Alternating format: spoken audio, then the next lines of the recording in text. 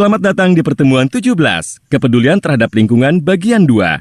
Pada akhir pertemuan ini, Anda diharapkan mampu untuk memfasilitasi siswa-siswi Anda dalam mengidentifikasi strategi-strategi untuk mengurangi limbah.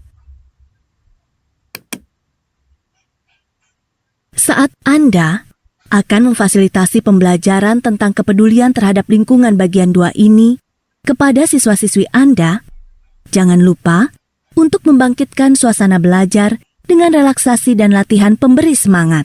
Klik ikon untuk mengetahui macam-macam latihan. Setelah semangat siswa-siswi terbangun, jawablah pertanyaan pada kotak pertanyaan dan memeriksa pekerjaan rumah dari siswa-siswi. Dalam proses pembelajaran, Bu Ratna bertanya kepada salah satu siswa yang kemarin tidak masuk sekolah. Anton, mengapa kemarin kamu tidak masuk sekolah? Kemarin rumah saya kebanjiran, Bu. Padahal biasanya tidak pernah banjir.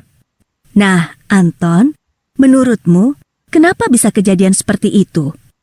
Sepertinya karena tahun ini sering hujan, Bu.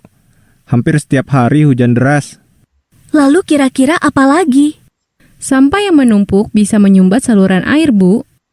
Benar sekali, Lina. Tidak hanya itu. Sampah atau limbah juga bisa menyebabkan krisis iklim yang akhirnya menyebabkan cuaca ekstrim seperti sekarang ini. Mengapa bisa begitu, Bu? Nanti akan kita diskusikan bersama teman-temanmu ya.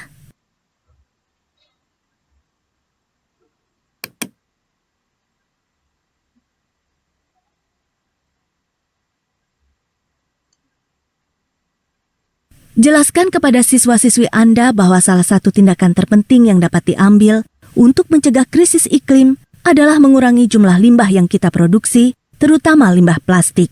Kemudian, jelaskan kepada siswa-siswi Anda mengenai contoh kasus satu pulau satu suara dari Bali, mengenai unjuk rasa terhadap permasalahan-permasalahan yang berhubungan dengan limbah plastik yang memasuki atau mencemari pantai dan laut mereka. Klik ikon untuk informasi lebih lanjut.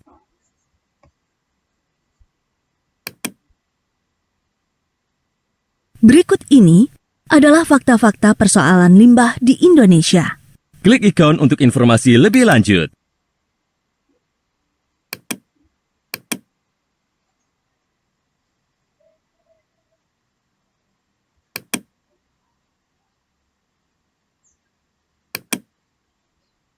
Lalu bagaimana menyelesaikan permasalahan limbah? Lakukan masalah ini adalah dengan R, yaitu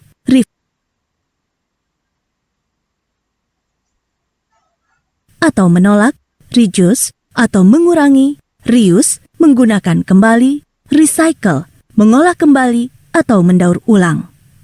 Klik setiap ikon untuk informasi lebih lanjut.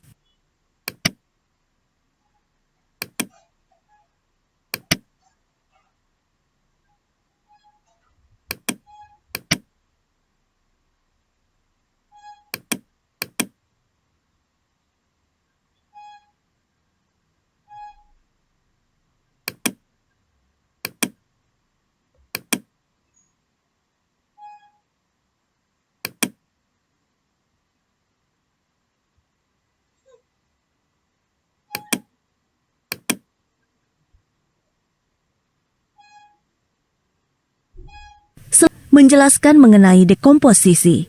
Dekomposisi adalah proses di mana sebuah barang dirusak atau diurai atau dibusukkan menjadi bahan organik yang sederhana. Beberapa barang seperti limbah sayur membusuk dengan cukup cepat, sedangkan barang-barang lainnya seperti limbah plastik membutuhkan waktu yang sangat lama untuk membusuk.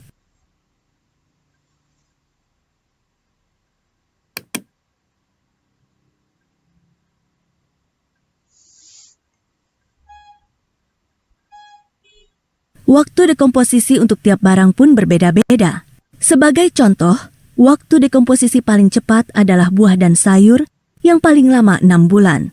Sedangkan botol plastik membutuhkan hingga 450 tahun untuk terdekomposisi.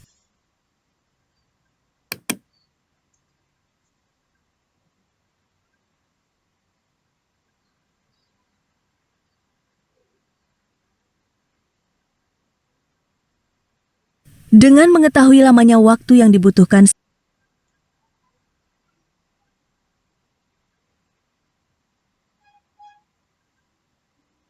setiap barang untuk terurai di dalam tanah, yuk kita lebih cermat dalam menggunakan